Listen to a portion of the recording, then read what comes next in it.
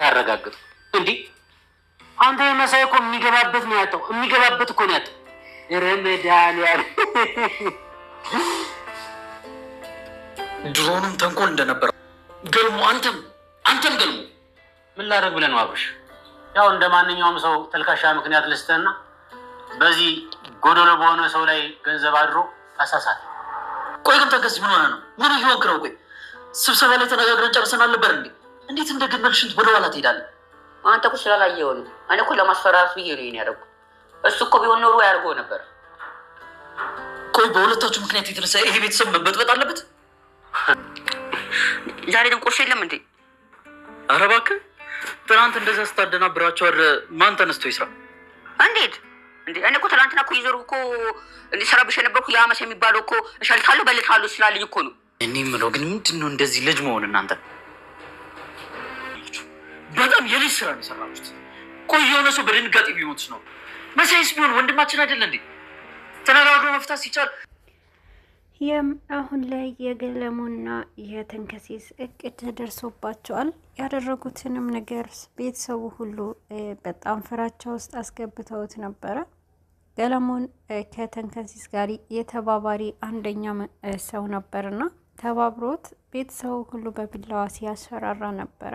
የሞት መንፈስ ተንከሲስ ይህንን ነገር ካመጣ በኋላ ገለሙን ደግሞ እንዲተባበረው አድርጎታል።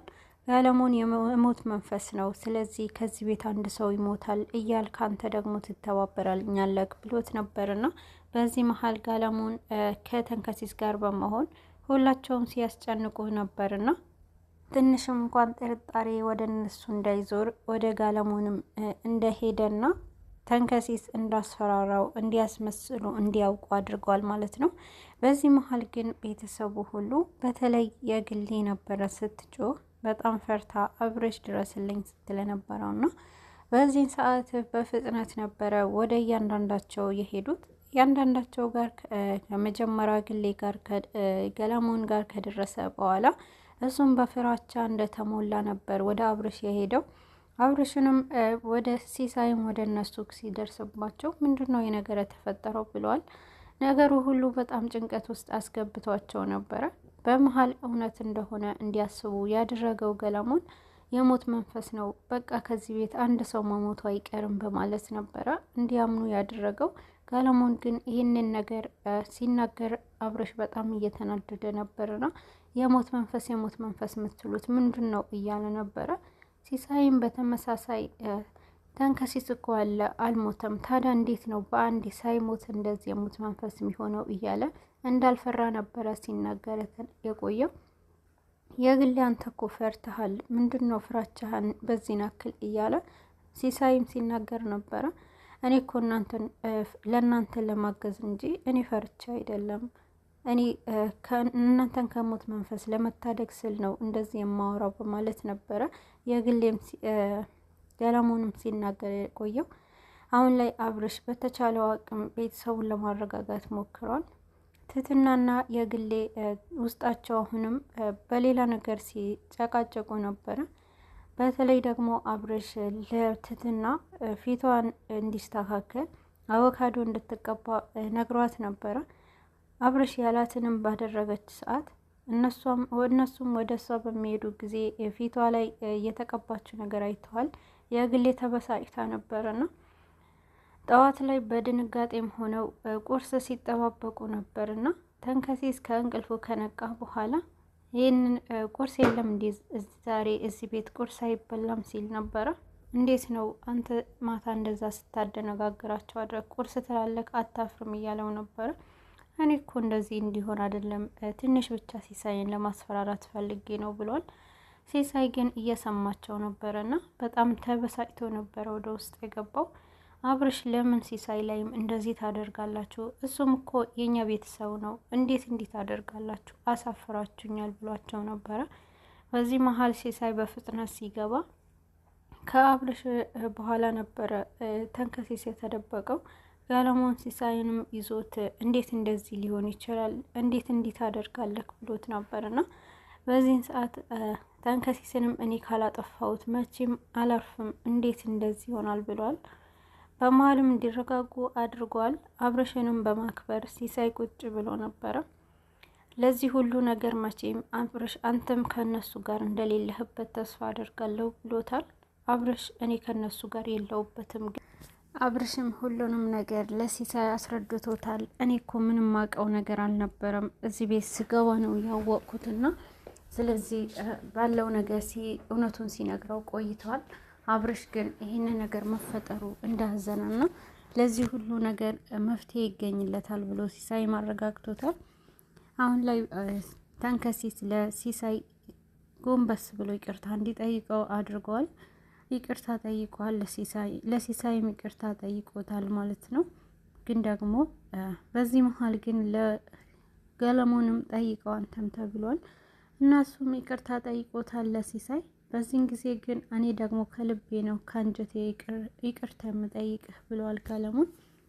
እኔ እንደዚህ አይነት ነገር ያደረኩት በቃ ቤተሰባችን ውስጥ ይህንን ብር ስላለ ሲሳይ ደግሞ ይህንን ነገር መቀበል ስለሚፈልግ ችግሩን ለመፍታት ብዬ ነው እሱንም የተባበርኩት ፈርቶ እንዲተውልን በማለት ነበረ ገለሞንም ለአብርሽ ያስረዳው።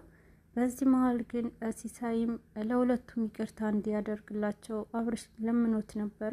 አብርሽም ይሄ ነገር በጭራሽ እንደማይሰማና ለአብርሽም መልሶ የነበረው ሲሳይ እኔ ደግሞ ብድሬን ሳልመልስ በጭራሽ እንደዚህ አይነት ነገር ይቅርታ አላደርግላቸውም ብሎ ትቶ ሄዷል። በዚህ መሀል ግን ይሄ ነገር ለመፍታት ብዙ ጥረት አድርጓል። አብርሽ በጣም ተበሳጭተዋል። በገለሞንና በተንከሲስ ምክንያት ብዙ ችግር እንደደረሰበትና በእናንተ ምክንያት ቤተሰቡ ፍራቻና ጸብ ውስጥ ሁሌ መግባት አለበት ወይ ብሏል። ሁለቱንም ለማረጋጋት ሁለቱንም ያላቸው ውስጣቸው ያለ ነገር ለመረዳት ሞክረዋል። የግሌ አብርሽን ሁለቱ ላይ ያለውንም ለማጣራት ሞክረዋል። ካሁን በኋላ እዚህ ቤት ውስጥ ስነ ስርዓት ማትይዙ ከሆነ እያንዳንዳችሁ ከዚህ ቤት አስወጣችኋለሁ ብሎ አስጠንቅቋቸዋል። ተንከሲስ እኔም በቃ ከዚህ በኋላ ምንም አላደርግም፣ ግን እሱም ዝቶብኛል፣ አጠፋሃለሁ፣ እገልሃለሁ ስላለኝ ትንሽ እንዲፈራ ፈልጌ ነው ብሎ ለአብርሽ አስረድቶታል። አብርሽም ካሁን በኋላ እንዳትደግሞ ብሎ ተናግሯል ማለት ነው። አሁን ላይ ምግብ እየሰሩ ነበርና ምግብ ለምንድን ነው ያልሰራሽ አላቀረብሽም ብሎ ለግሌም አብርሽ ጠይቀዋት ነበረ። ምን እዚህ ቤት ምን አይነት ምግብ አለ እዚህ ለፊቷ ተጠቅመዋለች በማለት ነበር የተናገረችው። ትህትናን ለማጥመድና ትህትናንም ለመናገር ሞክራለች። ለመናገር የፈለገችበትንም መንገድ ለምን ታደርጋለች፣ ለምን እንዲትዋባለች ለማለት አስባ ነበርና የግሌ ግን ደግሞ እኔ ነኝ ተቀቢም እኔ ነኝ ይሄ ነገር አድርጊ ያልኳት ብሎ ነበረ። የግሌም ትህትናንም እንኳንም አደረገች ብሎ በሷ መሀል ምንም እንዳትናገራት ያስጠነቀቀው።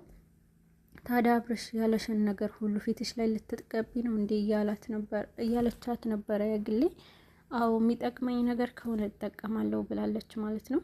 በመሀልም ግን አሁንም ከመድብል ጋር ስልክ ተደዋውለዋል ከትህትና። መድብል አንድ ካፌ ቀጥሯት ነበረ ትህትና።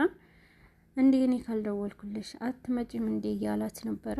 እሷ ግን እኔ እኮ በቃ ብደውልልህም ምን ልልህ እችላለሁ፣ ምን ላወራክ እችላለሁ ብዬ ነው ብላው ተናግራው ነበርና በዚህን ሰዓት ግን ብትደውይልኝ ይሻል ነበረ፣ ምንም ነገር ባትይኝ እንኳን ብትደውይልኝ ብሏታል። በዚህን ጊዜ እና ደግሞ ስለ ሁኔታውንም አስረድተዋለች። አሁን ላይ ካንተ የምፈልገው ነገር አለና አሁን ላይ አንድ ነገር እንድትተባበረኝ ፈልጋለሁ መድብል ብለዋለች። መድብልም በዚህን ጊዜ በደስታ አድርገዋለሁ ነው። ምንድነው የተፈጠረ ነገር አለ ችግር አለ ብለዋታል። እንደዚህ አይነት ነገር ሳይሆን ስራ እንድትፈልግልኝ ፈልጌ ነው ብላለች። እና ችግር የለውም እና ያለ ስራ መቀመጡ በጣም አስደበረሽ አይደለ ያላት ነበረ። በእንደሱ ብቻ ሳይሆን ቤተሰቡም አንዳንድ ነገር መርዳት አለብኝና ቤተሰቡ መርዳት ግዴታዬ ነው፣ ስለዚህ ይህ ነገር ለማድረግ ነው ብላለች። በጣም ከባድ ነገር ነው።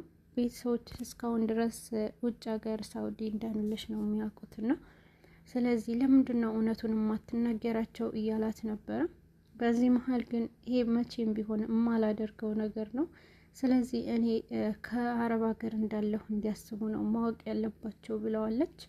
ትትና የውስጧ ጭንቀት ለመድብል ስታጋራው ነበር ነው። እና ደግሞ አንድ ስጦታ አምጥቼልሻለሁ ብሎ አንድ የምትለብሰው ከኪስ የሰጣታል ማለት ነው። በዚህን ሰዓት ይሄ በውድ የተገዛ ስጦታ ነው እና ይህንን ላንቺ ነው ብሏታል። በጣም ደንግጣ ነበረ። የሚለበስ ልብስ ስለነበረ ይሄ ምንድን ነው ብላ ጠይቀዋለች። ይሄማ የሚለበስ ይሄ ለብሰሽ እኔ ይህንን ለብሰሽ እንዳይሽ ፈልጋለሁ ነው። ማታ ደግሞ እራት ግብዣ ልጋብዝሽ ፈልጋለሁ፣ ይህንን ለብሰሽ ወደ እኔ ነይ ብሏታል። በዚህን ሰዓት በጣም ደንግጣለች። አሁን ላይ በውስጧ አብረሽ ልቧ ውስጥ አለና በጣም ትህትና ተወዛግባለች። ይህንን ነገር በእርግጥ እኔ ሴቶችንም ማውራት መጀንጀንም ቢሆን የማውቅበት ጉዳይ የለምና አንድም ቀን እንደዚህ አይነት ነገር አድርጌ አላውቅም። ምናልባት ለዚህ ነገር ምንም ዝግጁ ላትሆኚ ትችያለሽ ብሏታል። ምላሿ የነበረው ምንም ነገር ማለት እንደማትችል ነበረ። በጣም መድብልም እኔ ፈጠኛለሁ መሰለኝ በውስጥሽና በልብሽ ውስጥ ማን እንዳለ ሳልጠይቅሽ ስላደረግኩ ይቅርታ ብለዋታል። አሁን ላይ መድብል በጣም ውስጡ ተከፍቷል። ትህትናን ይሄ ነገር በደስታ ትቀበለኛለች ብሎ አስቦ ግን ደግሞ ትህትና በተቃራኒው ውስጧ እንዳልተቀብለው ነበረ የተሰማው። ልብሱንም ለብሳ እንድትመጣ እንደማያስገድዳትና እሷ እንደ ፍላጎቷ እንድታደርግ አድርጎ ነበረ ለመሄድ የወሰነው። ታዲያ እና ተበሳጭተህ እንደዚህ አዝነህብኝ ልትሄድ ነው እንዲህ ብለው ነበረ። እደውልልሻለሁ ብሎ ትተዋት ይሄዳል መድብል። በዚህ መሀል ግን አብረሽ ቤተሰቦቹንም ሰብስቧቸው ካሁን በኋላ አንድችም ነገር ስህተት መስራት አይቻልም፣ ስህተት ከሰራችሁ ከዚህ ቤት አንዳንዳችሁን አስወጣችኋለሁ ብሎ አስጠንቅቋቸዋል። በዚህ ሰዓት ግን ትህትናና የግሌም በተመሳሳይ ሰዓት አዲስ የተዋበ ልብስ ለብሰው ወደ እነሱ ይቀርባሉ። ቤተሰቡ ሁሉ አሁን ላይ አብረሽ ሳይቀር እንዲሁም መሳይ አሁን ላይ ተንከሲስም አይናቸው ፈጦ ቀርተዋል።